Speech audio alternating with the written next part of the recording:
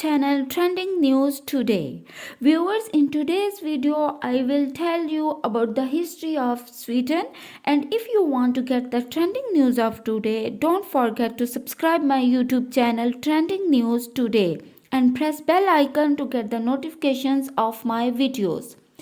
The history of Sweden can be traced back to the melting of northern polar ice caps. From as early as 12,000 BC, humans have inhabited this area. Throughout the Stone Age, between 8000 BC and 6000 BC, early inhabitants used stonecrafting methods to make tools and weapons for hunting. Gathering and fishing as means of survival. Written sources about Sweden before 80,000 are rare and short. Usually written by outsiders, it was not until the 40th century that longer historical texts were produced in Sweden. It is therefore usually accepted as Swedish recorded history. In contrast with prehistory starts around the 11th century when sources are common enough that they can be contrasted with each other. The modern Swedish state was formed over a long period of unification and consolidation. Historians have set different standards for when it can be considered complete, resulting in dates from the 6th to 60th centuries. Some common laws were present from the second half of the 30th century. At this time, Sweden consisted of most of what is today the southern part of the country, except for Scania, Blekinge, Halland, and Bohuslän, as well as part of modern Finland. Over the following centuries, Swedish influence would expand into the north and east, even if borders were often ill defined or non existent. In the late 14th century, Sweden was becoming increasingly intertwined with Denmark and Norway, with the three eventually uniting in the Kalmar Union. During the following century, a series of rebellions lessened Sweden's ties to the Union, sometimes even leading the election of separate Swedish king. The fighting reached a climax following the Stockholm bloodbath. In 1520, a mass execution of accused heretics orchestrated by Christian II of Denmark, one of the few members of the most powerful noble families not present. Gustav Vasa was able to rise a new rebellion and eventually was crowned king in 1523. His reign proved lasting and marked the end of the Sweden's participation in the Kalmar Union. Gustav Vasa furthermore encouraged Protestant preachers, finally breaking with the papacy and establishing the Lutheran Church in Sweden, seizing Catholic Church property and wealth. During the 17th century, after winning wars against Denmark, Norway, Russia, and the Polish-Lithuanian Commonwealth, Sweden emerged as a great power by taking direct control of the Baltic region.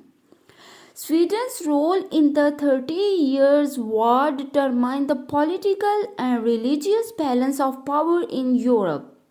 The Swedish state expanded enormously into the modern Estonia and Latvia, northern Germany, and several regions that to this day are part of the Sweden. Before the end of the 17th century, a secret alliance was formed between Denmark, Norway, Polish-Lithuanian Commonwealth, and Russia against Sweden. In 1721, Russia and its allies won the war against Sweden.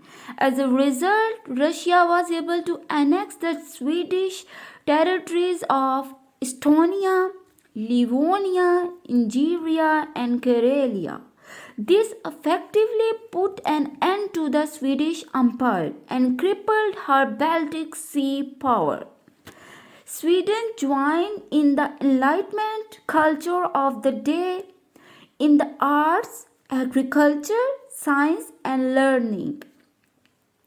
Between 1570 and 1800, Sweden experienced two periods of urban expansion. Finland was lost to Russia in a war in 1808 to 1809. In the early 19th century, Finland and the remaining territories outside the Scandinavian peninsula were lost. Sweden's last war was the Swedish-Norwegian War 1814. Sweden was victorious in this war, leading to the Danish king being forced to cede Norway to Sweden. Norway was then forced to enter into a personal union with Sweden that lasted until 1905. Since 1814, Sweden has been at peace, adopting a non-aligned foreign policy in peacetime and neutral in wartime. During World War I, Sweden remained neutral but let the Germans travel in the country.